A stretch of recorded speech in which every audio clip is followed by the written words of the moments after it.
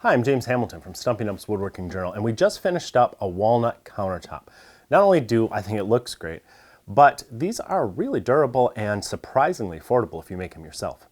Now, this is the second in a series of videos that will show you some of the challenges that we faced and how we overcame them.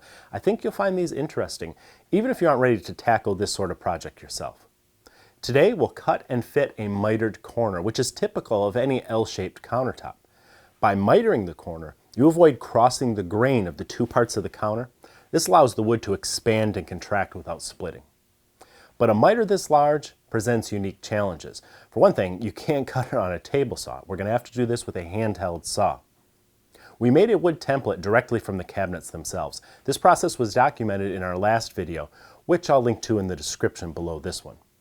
The template records the exact shape and size of the counter, and here we're using it to mark the inside and outside of the miter joint. Now, Pete insisted on using his fancy track saw, but I've made big miter cuts like this with a simple edge guide and a circular saw in the past. It's just a matter of lining up the cut and making it. Try not to stop mid-cut if you can avoid it. You may leave a blade mark deep enough to see in the assembled joint. Frankly, with a thick plank like this, you're likely to leave some blade marks no matter what saw you use. And if you can feel the uneven surface with your fingers, it's going to show as gaps in the joint. The best way to clean that up is with a router and a spiral bit. The edge guide is set so the router will just skim the end grain. It's better to take 2 or 3 light passes than one heavy one. Be careful not to tip the router as you work. You want a square edge for a seamless joint. See how the router is shaving more from the top than the bottom of the end grain? It seems the thin saw blade deflected and the cut wasn't plumb after all. A router bit won't deflect like that, which is another reason why I like to follow up my circular saw with a router in situations like these. Now that everything is smooth and square, we can move to the next step. We're using biscuits to help align the two slabs as we fasten them together. These aren't meant to add strength to the joint, just to keep the seams even while it's fastened together with the dog bone shaped fasteners.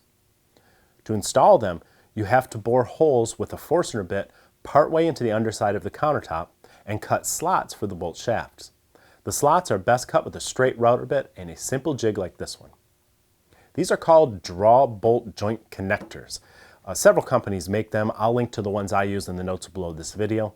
They're about $3 each and they work great. We used 4 of them for each joint. No glue. We want the joint to be able to move if it's so inclined as moisture levels in the wood change over time. There's enough room in the slots to let the bolts rock side to side as that movement occurs, and the biscuits, which aren't glued in place either, will keep the seam even over time as well. Hopefully your seam is even when you flip it over. If not, loosen the connectors a little bit and use a mallet to tap it down. You can sand the last little bit smooth as well. If you apply a good finish, this should remain nice and tight in a climate-controlled home for many years. In a future video, we'll talk about what finish to use and how to apply it, so stay tuned. If you sharpen your tools by hand, do yourself a favor. Try one of Trend's diamond stones. You can start with a card, but before long, you'll want a full bend stone because these things cut fast, they stay perfectly flat, and you can go from stone to strop to wood and be back to work in under a minute. I'll link to my favorites in the notes below this video. Wait, don't go yet. If you're new here, please subscribe and remember to ring the bell. I would really appreciate that. Give us a thumbs up, or better yet, leave us a comment. I always read them. And be sure to check out the latest issue of Stumpy Nubs Woodworking Journal. It's always packed with tips, tricks, and tutorials designed to make you a better woodworker.